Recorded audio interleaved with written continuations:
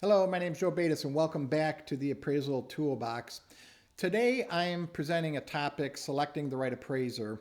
And this is a topic, just a quick overview. It's geared towards individuals who might be calling an appraiser for the first time, looking to get an appraisal done on some property, maybe have some questions about what's involved with the appraisal process. So let's take a look at what this initial phone call might look like. Now, very often when and I've been doing this for about 40 some years, but when I get that first phone call and I say, "Hi, this is Joe," right away on the other end, I hear something to the effect of, "Hey, how much does an appraisal cost?" And before I can even get two words out, usually that's followed up with something along the lines of, "Hey, this is not for a bank, so nothing real expensive. I don't even need a full appraisal. In fact, I don't even know if I need an appraisal because I just want to know what the property's worth. So I just want you to tell me what it's worth, but I don't want an appraisal." Okay, well, we know that's an appraisal. So I try to, back it up a little bit and slow down and talk to the person on the other end. And I say, let's go through a few things. So to begin with, let's talk about what is an appraisal. Now, an appraisal is nothing more than an opinion, right?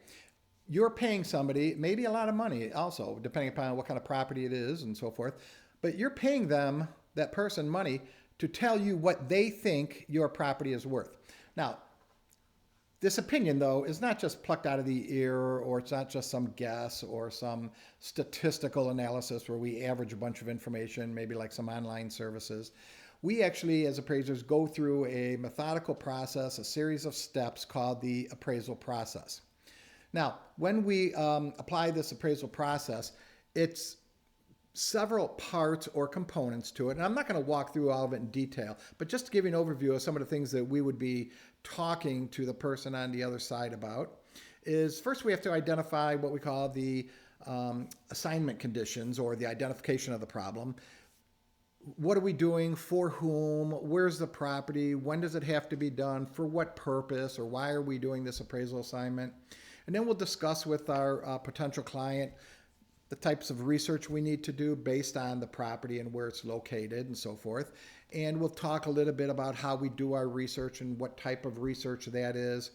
We'll also explain that we rely on a great amount of data or market data, and where that market data comes from, how we obtain it, how we analyze it, how we research it and verify it, etc. And then finally, we explain to the clients that we go through this reconciliation process where we look at all of our data, we take a step back, analyze everything, and come up with a final opinion of value. And then we ultimately develop some type of report for the client that communicates our opinions to the client. Now, this appraisal process that we follow is going to be applied for all types of properties. So whether you're calling to get a house appraised, an office building, a retail building, maybe a farm, no matter what type of property you need appraised, we're going to go through that same process or that appraisal process. In addition, regardless of why you want the property appraised, we're going to go through that same process. So for instance, if you're looking to buy a property, sell a property, maybe make an offer, maybe you're in a dispute with somebody, or maybe the highway department is looking to acquire part of your farm or your property to widen a road or build an interchange. For any of those purposes, we go through that same process or that appraisal process. The next step that I tell my clients on the phone that they want to be aware of is that all appraisers have different qualifications. And remember the old saying that good work ain't cheap, and cheap work, well, that's not good either. So we talk about qualifications, and I just give them a quick rundown on the types of things that they want to be aware of and maybe have as a checklist when they talk to other appraisers. So first of all, we talk about experience. Does the appraiser that you're looking to hire have experience? Have they worked before for the property type that you're calling on? So if it's a house, are you calling appraisers that appraise homes or that have experience? Because that's a different type of appraisal experience than somebody who works with commercial properties. And then we also talk about competency, and what does that mean, and what makes an appraiser competent for an assignment? Does the appraiser have experience with the particular methodologies? Does the appraiser understand what your locational characteristics are for your property, such as the market area that it's in, the submarket that it might be in? There's all different types of influences to value, and you want to be certain that your appraiser is aware of all of those influences.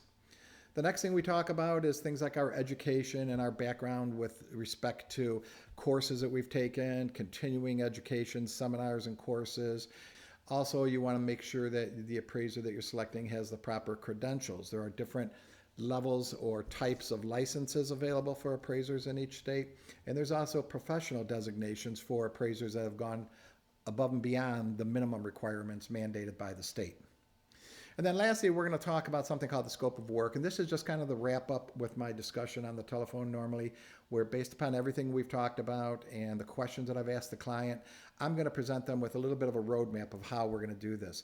We're going to talk about what type of work I think has to be done and the extent of that research, how thorough it needs to be. We're going to talk a little bit about the different report options. Do they need an oral report, a very detailed, lengthy report, maybe just a short, brief report without all of the supporting information contained in the document? And then lastly, we'll talk about some deadlines. When do they need this appraisal done? How soon can I get in to see the property, et cetera? And then lastly, I always ask my potential clients that are calling me, I say, what kind of information do you have that you're going to be able to provide me? Do you have surveys? Do you have building plans and drawings? Are there leases? Do you have a list of repairs that you made and expenditures and how much you spent, for instance, over the last several years to maybe put on a roof or build a new garage or replace the windows? The more information I can get from my client or my potential client, the easier the assignment is, and normally the quicker I can do the assignment as well. Okay, so on the screen now is our website address, which is appraisers.tools. Feel free to go there. We've got all kinds of additional videos on all different appraisal related topics. We also have for practicing appraisers all kinds of Excel and Google Sheet downloads and templates you can use. And for students or those taking courses, maybe preparing for examinations, we've got a ton of practice problems in all the different areas of the 3 approaches to value. So thanks again for spending your time with us today. We hope you enjoyed today's presentation, and we look forward to seeing you again soon. Thank you.